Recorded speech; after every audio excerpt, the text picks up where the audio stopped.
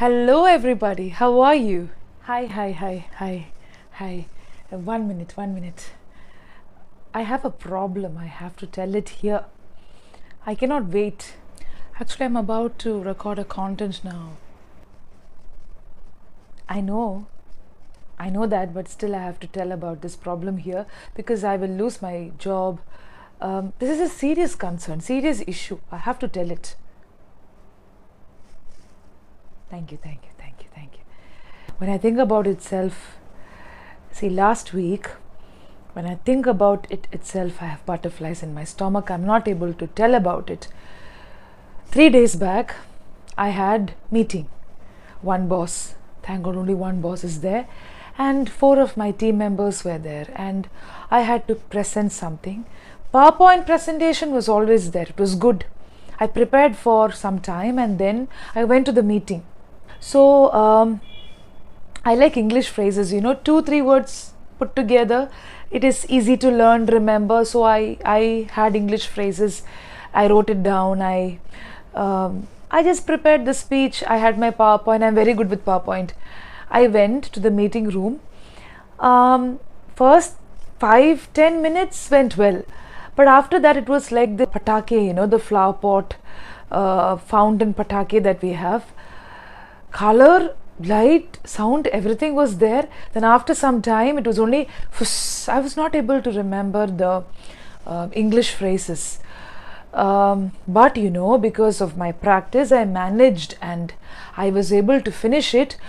My colleagues and boss said good, very good job, but I came back home. I was not satisfied.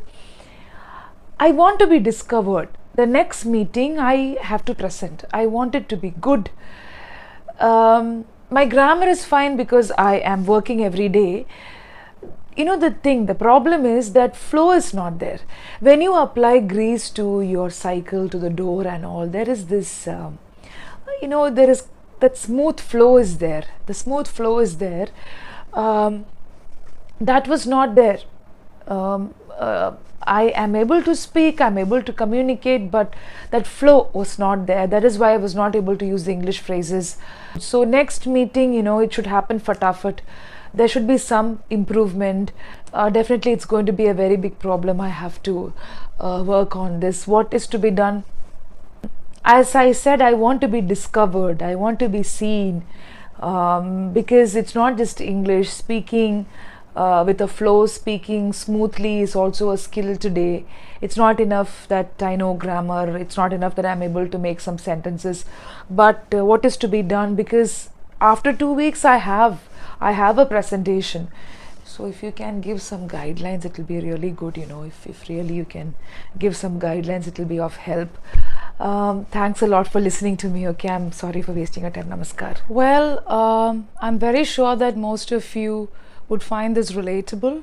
I had some phases of this sort in my life, not about the meetings, but when I was in college, when I was a child, due to lack of confidence, where I wanted to be discovered in the best possible way. And you can think of some solution to this if you have any. I'll give you some seconds. Think of the possible ways in which we can help this person. I feel we need to work on the short-term goals and the long-term goals. It's not just about the study plan, but I'll give you a few seconds so that you can think of some solution. If you need more time, you can pause and think about it. You may feel that this is innocuous. It's fine that you can overcome this phase. Of course, it's possible to overcome this. It is innocuous. And others may also think that this is inscrutable. It is something that we cannot comprehend. We cannot even try decoding, because facing people in front of, even if it's just one person, 2, 3, 4, then definitely you're going to experience some sort of nervousness, which is quite natural. But here, the concern is different. I wouldn't say that this is a major problem, but this is of some concern. And if you don't take the action now, it can definitely lead to a bigger problem. It's like you may have a small scoop, But then when you add to the scoop, it becomes a very big problem, and then finally you realize that it was a small issue or maybe a concern that could have been resolved at the right time. Short-term goals and long-term goals. So here I completely understand. We have a lot of content focusing on English phrases or even phrases when it comes to meeting. I did a video on English phrases recently, but here the problem is different, where the learner has been working on it for some time, specifically with the English phrases. Now, some learners may feel that this is peevish. It's nothing to be very concerned about. It's just a child's play. You just have to work on it. But there could have been different characteristics of a language that was discovered at an early phase for you, but that may not be the case with everyone. So here, if you have a meeting after 2 weeks or after 4 weeks, then you have to focus on the short-term goals. And what are they? To put these phrases into effect. Okay, now I'm going to give you a very easy example. If you have been working on English phrases, or if you want to begin with the sentence starters, I did a video on sentence starters. Let's take meeting, because here the concern was with meetings. You can also use this for two people sitting together and speaking about a formal agenda, or you can also use this for a one-time conversation. It can be formal, semi-formal. It's good to have sentence starters, but here it's specifically with reference to meetings, which means it's formal. The first thing is you can write down some English phrases, 5 or 6 English phrases. It's available on the internet. You can find it from books. But after that, you have to intersperse this organically, naturally. When I listen to some people, they just throw it like that. Yes, it will sound like the patake, where you have the color sound and then only hiss. I'll give you a simple example. When you prepare something, if it's a vegetable pulav that you're preparing, finally you garnish it with the coriander leaves. Okay, and you will not focus on just one area. You will make sure that it's equally spread on the surface. So you have the steaming rice, and then you have the coriander leaves on top of it. The aroma intermingles, it merges, blends, and just happens within few minutes. And then this aroma reaches your nose, your taste buds. It tickles your nose and taste buds. So that's how you feel like having something that's tasty. So the idea is to not allow the English phrases to just be there in one area. I know that you don't do it consciously, it just happens. You can use the English phrases only when you remember, right? You would have worked on maybe 10 English phrases, but you would have used only 2 or 3 during the meeting. It could be because of several underlying factors, nervousness, anxiety, or maybe you were too immersed in the topic that you forgot to use the English phrases. But it's okay, you have to organically do it. Like how I mentioned just before this, everything happens naturally. Similarly, when people listen to you, they should have a natural feel. It should be organic. Now for that, what I would suggest is we have this short-term goal where you can write down the English phrases. If you have 10 words in the list, just pull out 5 phrases from there. Prepare the PowerPoint presentation. You will be having some PPT presentation, or you may have some notes. Along with the notes, practice the English phrases. Okay, so the first time you may find it a bit difficult because you're new to these phrases. You may know the meaning of these phrases, you may understand the context also, but using it in your context definitely involves some skill and of course some observation. You should have some knowledge. You cannot just throw idioms and phrases like that. When I have conversation with some people, some tutors also, they are in a hurry to use these idioms and phrases in their language. They just want to sound skilled. They want to sound fluent and advanced in language with their vocabulary, with the communication skills. When you use something, make sure that it gives the right fragrance. See, if the fragrance of a perfume is too much, if it prickles your nose, if it's pungent, then you will just feel like running away from there. It's the same with language. So take 6 from the 10. If you want, you can learn all the 10 phrases. This is for a meeting that's coming up after 2 weeks or 4 weeks. Even if it's a seminar, in your college, it's okay. You have to practice that with the notes you have prepared. So if you have a PPT presentation, use that along with the notes you have to practice. Do it organically. After 3 times or maybe the 4th time, you will feel okay. First, you will be able to design the whole speech in a proper way. You will know the pace because you're practicing with the PowerPoint presentation. You will be able to pace these English phrases and naturally blend them with the notes that you have. So the pace is going to be fine. You'll be able to incorporate these phrases easily without inducing it artificially. It'll not sound like that. And after that, you will also get used to these phrases and the notes or the PPT presentation. Otherwise, you will be looking at the PPT presentation, then you'll be worried about the English phrases and the next point. I mean, it's easy to tell that you have to focus, but we all are human beings. We will be looking at everyone, we will be looking at the expression of people, though it's not done intentionally. This is for the immediate meeting. After that, make sure that you practice for at least 5 minutes. If you want 10 minutes maximum. So the first 2 days, you may take 10 minutes because you need not learn it by heart. That will also sound very artificial. The next point is no. When you practice it with full focus, you will be able to do justice to it during the meeting. Now, when I say practice, it's not about learning everything by heart. You should know the points, you should know how to present it in a sequence without mixing up the points. You cannot put the conclusion first, but suppose you have 4 points. It's okay if you put the 3rd point before the 2nd. It's okay if you put the 1st point as the 3rd point because nobody knows. There may not be big difference. I'm not saying you have to do it like that, but what if you forget? I'm speaking about the points, the sub points. Introduction, conclusion, you will never forget because that's different. The next point is I always ask my learners to speak about your personal experience if the environment allows you to do that. That is, you shouldn't be bragging about your achievements. I have come across many heads and educational leaders, correspondents who just keep bragging about their achievements.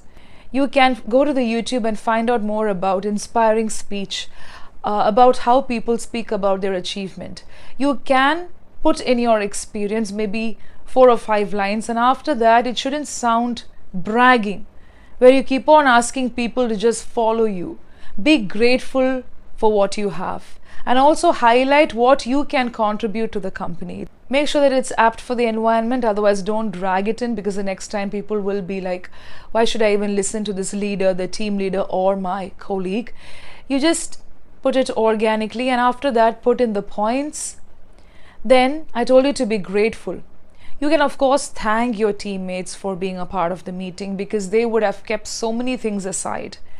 One of them wouldn't have slept well, they will be having a lot of work, but still they have taken the time. Of course it is mandatory to attend review meetings or meetings for that matter, but just thank them, have the courtesy to thank them. And if you're uncertain about anything, you don't have to ask them to skip the question, or you don't have to show it on your face, oh my god, I don't know the answer to this, how would I move forward? You don't have to be worried. Okay, you can just say, I haven't come across this, I think I haven't heard of this, but still I'll check, I'll update.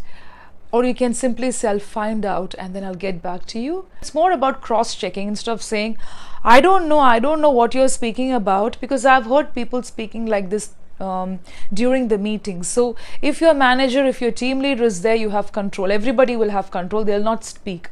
The fact is they will not speak even when it is required because they are scared. They have this fear. What if my team leader or manager would use this as a weapon against me next time? No, it's not about that. If you're not comfortable, if you feel that there is no urgency to put forth the point, you can keep quiet. But otherwise, if you have to speak about a point, I think that will be appreciated. If it is a valid point and if it's adding, it's contributing to what's happening there, or if in some way it's going to be of help to everyone, I think people will hear you out. So towards the end, you can say, thank you for hearing me out. Thanks for your time, your valuable time. But don't overdo. I'm not worthy of speaking here. I don't have much language. I'm not a very good speaker. I mean, don't have this victim card. Sometimes it's called the victim card, but necessarily not the victim card all the time. I know that some people want to be very genuine and they want to be open with what they know, but don't overdo it, because in the beginning you can just be to the point and it shouldn't sound as if you've prepared everything. Some preparation is good, because you can't walk into the meeting without any preparation, and that's going to be the next point. You may come across stakeholders, very good speakers. At the same time, you would have noticed they will not speak to the point. They will begin with the point and they will take digressions, they will divert, they will take some other direction, and towards the end of the meeting they will say, that's all, thank you so much for your time. What was the agenda? Nothing happened, and then you will have to be briefed about this by somebody else. It happens even during staff meetings, it happens. But some meetings are definitely useful, it's productive. It's okay to speak about experience. It's okay to motivate your colleagues. It's fine to share about what happened in your class or in your company the other day with a customer. Maybe they will have something else in their mind, and they can also share their experience. If it's a review meeting, or you have to look at the agenda of the meeting and accordingly speak. And if you're leading the team, I told you about the short-term goals. So these are the ways in which you can practice. And after that, just before the meeting, go through the points. Have it on a small piece of paper. Skim through the points. You don't have to sit and study. You can just think of some words, the phrases that you have. And the long-term goal, what is the meaning of that? Now, when I spoke about the short-term goal, I mentioned that you are doing this for the immediate requirement, to meet the immediate need, that is to lead the meeting. Okay? But you know that you lack somewhere. Just like the person who mentioned in the beginning of the video. I worked on the phrases, I was not able to have that smooth flow. The long-term goal is to work on your communication skills. Reading, listening, and then using whatever you have read, and also using what you have listened to. That should be done through the activities. I've already put up a lot of activities on my YouTube channel. Vocabulary, sentence construction, how to think in English, how to remember the words, recap the sentences, the sentence starters, everything, even shadowing. So when it comes to communication skills, you want a smooth flow, so your articulation should be proper, even if you don't have that big accent that people speak about. It's okay, believe me. The articulation is very important. Be clear with the point. So practice it with other PPT. So suppose you're using PPT in your company, you can prepare 5 slides, have some pictures, or drag in some slides from the other meetings and prepare 2-3 PowerPoint presentation. Keep it ready on the laptop. Write down some English phrases, write down some vocabulary. Whenever you're free, try to practice just like that. Even if you're not going to present any time, do it randomly. Every day. This can be one activity. Just take 5 minutes, 10 minutes in the morning after your breakfast, or when you're traveling, or when you're just simply sitting in the cabin waiting for your customer or for a meeting. Go through these slides and practice in your mind. And of course, when you are like very down, you can do this activity. You may ask me, how do I do an activity when I'm not feeling good? It will divert your mind, and language is actually therapeutic. If you get into that habit of just remembering the words and vocabulary, you will feel productive instead of brooding over what happened earlier. I'm not saying you shouldn't contemplate, you shouldn't reflect, but do this, randomly do it. Earlier, you prepared for the meetings, you had that PowerPoint presentation, you had some phrases that pivoted, that was of some use to the PowerPoint presentation. But here, you're practicing randomly with what you know, the words, the vocabulary, and the English phrases or idioms, whatever you have in mind. That's the long-term goal. Communication skill means speaking, going slow. You have time. There you're taking the immediate action, but here you are working at your pace, but at the same time, make sure that it is of some quality. So every day, open this PowerPoint presentation, you will be at ease, you will feel comfortable, and then naturally garnish your speech, your talk with the English phrases. And because of this practice, the consistent practice, you will also feel very confident. You will feel those words popping up in your mind. It will be like the notification that pops up on your screen, on your mobile phones. You will definitely experience the change when you do that. And then you may have this problem, there is no smooth flow. Smooth flow is not there because there is some pressure. You know that there is a meeting after 3 days, after 5 days, and you know within that you haven't practiced much, you lack some vocabulary words, you're not very good with the language. It's not just the language, there is some blockage that you're experiencing. There will be some nervousness also. If you're not prepared, of course you will have that nervousness. You may feel a bit jittery, perplexed. You will feel worked up also that you haven't prepared much, and you are artificially trying to induce the English phrases. Another aspect is you would have worked on 5 English phrases for 2 months, but you wouldn't have used it organically. You wouldn't have experimented with it in other PowerPoint presentation, or you wouldn't have talked to yourself using the English phrases. It's not enough that you just speak on a topic, like for example, cooking, doing exercise, learning a language, or my profession. No. Because when you experience the anxiety, your brain will give you red flags saying you don't know much. You prepared 3 days back.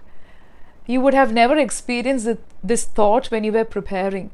But all of a sudden, when you stand in front of everyone in the conference hall and when the lights are on, you'll be like, I haven't prepared much. 3 days back only I began preparing. I have this glitch.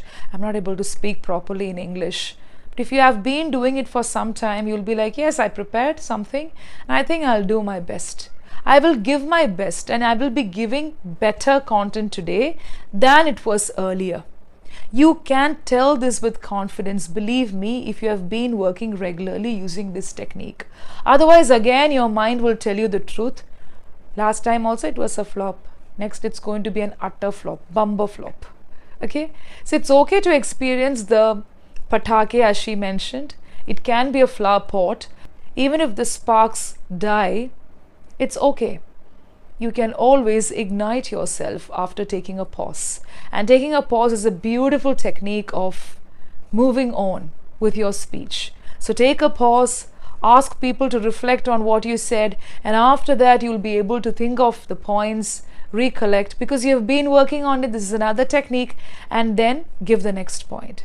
Because you should allow the brain of your team members also to think, to reflect. Otherwise, they will have the screensavers on. I know that many of you have a study plan. You may also have a to-do list, okay, for each day. It's good, you will feel organized, but it's not enough that you put it on the paper. You will do the activity with much enthusiasm for 2 days, 3 days, maybe 21 days, or 25 days, 30 days, but after that, learning never ends. This is something that I do in my daily life, because when I'm a trainer, I need to give something to my learners, and for that I have to work on the activities first and see if it is helping, and then only I can suggest that to my learners.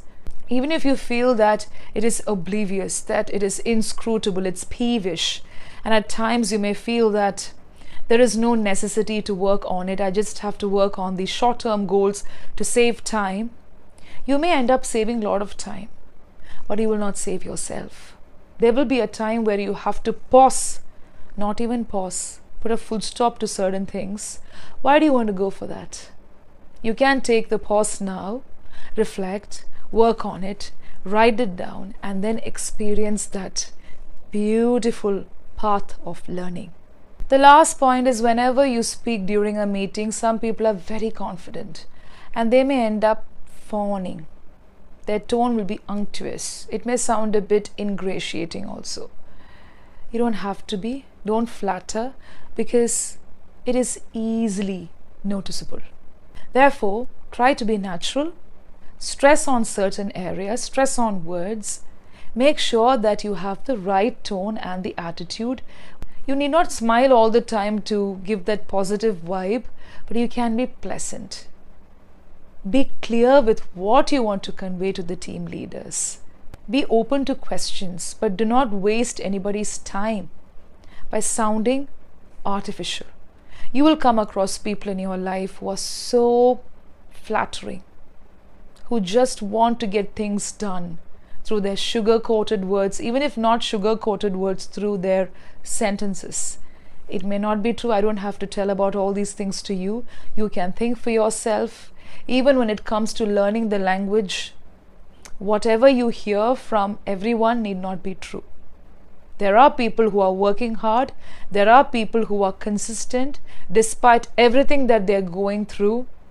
They don't hurl these words and these activities at others. Because when you are not in conflict with yourself, you will be able to comprehend these points better. Okay? Remember that you are already good today. You will become better tomorrow, specifically for the meeting. The best will come to you. So even if people don't say that was the best speech, it's okay. Some people will appreciate. Some people need not even appreciate. They may not even pay attention to what you're saying. The first 5 minutes, they will look at you and they'll be like, wow, he's speaking good. Her speech is great and she's improved a lot, but they may not come and appreciate. That is okay. Yeah, there will be some genuine colleagues or your boss who will come and tell, yes, you're much better. You're doing great. Some may not even do that. That's okay. You have to evaluate. Even if everyone says, wow, beautiful, superb, fantastic speech, you should analyze. Did I make any progress? Was it better than the previous one? And if you're not able to make the right analysis, you can take the guidance of an expert and they will definitely guide you. Okay? Happy learning.